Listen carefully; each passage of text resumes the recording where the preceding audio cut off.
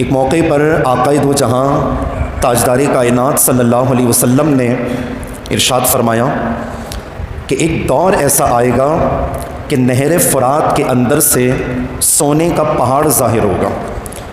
تو تم اس سونے کے پہاڑ سے ہمیشہ بچ کے رہنا۔ قرب قیامت کی بہت ساری نشانیوں میں سے ایک نشانی جو تاجدار کائنات صلی اللہ علیہ وسلم نے ارشاد فرمائی ہے کہ آخری زمانے میں مال کی کثرت ہو جائے گی، اور ہر انسان کے پاس اتنا مال ہوگا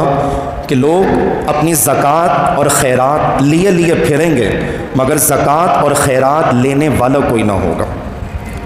ابھی سے چونکہ آپ سب جانتے ہیں کہ سوڈان میں چونکہ پہلے زمانے میں تیل کی بنیادوں پر جنگیں ہوتی تھیں، یعنی ایک ملک دوسرے ملک کے اوپر جب حملہ کرتا، اٹیک کرتا،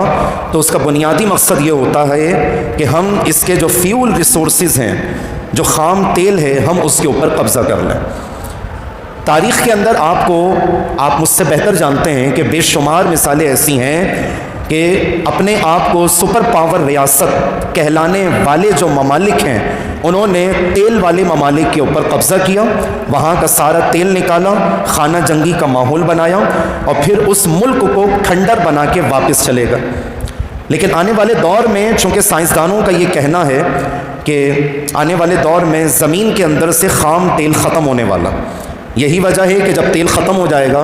تو جو جنگوں کا کرائٹیریا ہے، جو جنگوں کا بنیادی مقصد ہے نا، پھر وہ سونا، چاندی اور معدنیات کو حاصل کرنے کے حوالے سے جنگیں ہونا شروع ہوں گے۔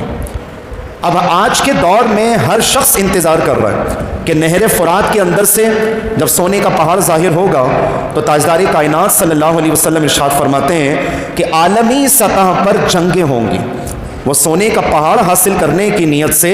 عالمی سطح پر جب جنگیں ہوں گی، حضور ارشاد فرماتے ہیں اس سونے کے پہاڑ کو حاصل کرنے کی کوشش نہ کرنا، کیونکہ اگر تم اس جنگ میں شریک ہو گئے تو ایک دن ایسا آئے گا کہ نہر فرات کا جو مکمل پانی ہے نا، وہ خون سے تر ہو جائے گا، مکمل سرخ پانی ہو جائے گا۔ یہ اقتدار کی جنگ ہوگی، یہ مال و دولت کے ہوس رکھنے والوں کی جنگ ہوگی کہ لوگ سونے کا پہاڑ حاصل کرنے کے لیے ایک دوسرے کو مارنے لگ جائیں۔ سوڈان میں بھی ابھی چونکہ یہی حالتیں چل رہی ہیں، اور مسلمانوں کو ہر اینگل سے، ہر لحاظ سے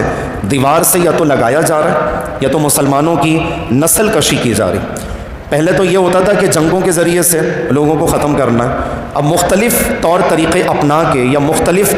ریسورسز کے ذریعے سے مسلمانوں کی نسل کشی کی جا رہی ہے کہ مسلمان جب تعداد میں کم ہوں گے تو ہمارے مغلوب بن کے رہیں گے۔ سوڈان میں بھی کسی نے بہت ساری ویڈیوز لگائی ہیں کہ وہ سونے کی جو کانیں ہیں، وہاں پر خام مال کی صورت میں سونا نکل رہا ہے، پہاڑوں کے اندر سے سونا نکل رہا ہے، اور جہاں سے حد سے زیادہ معدنیات جب نکل جائے تو نتیجہ کیا ہوتا ہے کہ اس جگہ پر سکون نام کی چیز نہیں، یعنی لوگ خانہ جنگی میں مصروف رہیں گے اور غربت کی سی نچلی سطح پر زندگی بسر کریں گے۔